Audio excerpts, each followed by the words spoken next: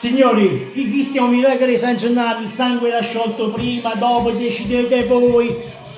Inter Lazio 2-2, doppietta di Pedro. Questo significa che siamo Parma-Napoli 0-0, siamo ancora primi in classifica.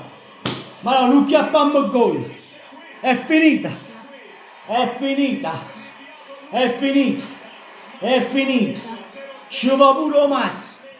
Però il Mazz ce l'ha avuto il Parma perché ne abbiamo chiappate 3 traverse. 3 traverse e Suzuki che stasera Suzuki sembrava Gesù Cristo, ma Zocchi è in lacrime, Olivera è in lacrime, non riesco a capire più niente.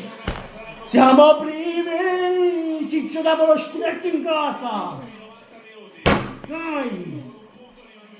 E in finale si vince. Abbiamo l'ultima partita, Diego, dobbiamo mo non lo so quando si gioca, o giovedì, domenica, non si capisce niente. In che senso l'ultima partita? L'ultima di campionato, Diego, l'ultimissima, per lo scudetto. Guarda Conte!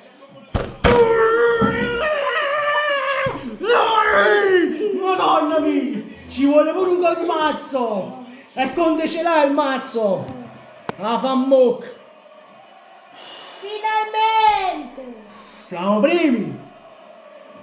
Mamma mia, giù! Dovete fare una statua a quelli della Lazio, dovete fare una statua a Pedro, vai giù!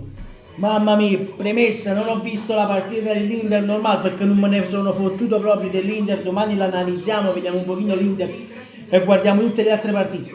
Mamma mia! Diego, l'ultima di campionato, se il Napoli vince,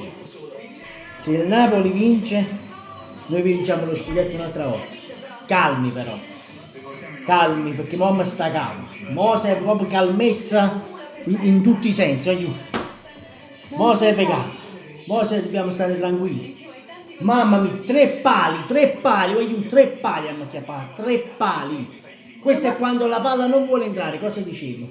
La palla poteva entrare, cioè 3 Diego. pali si poteva segnare. Diego, la sfortuna ha voluto che il Napoli Ma non chi è che ha segnasse. tirato in tutti questi gol?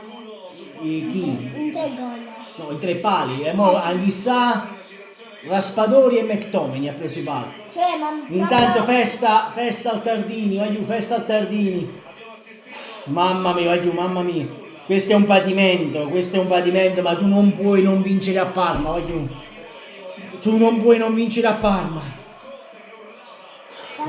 stata pure una partita difficile. Il Parma è forte in casa, è rompicazzo. Napoletano però!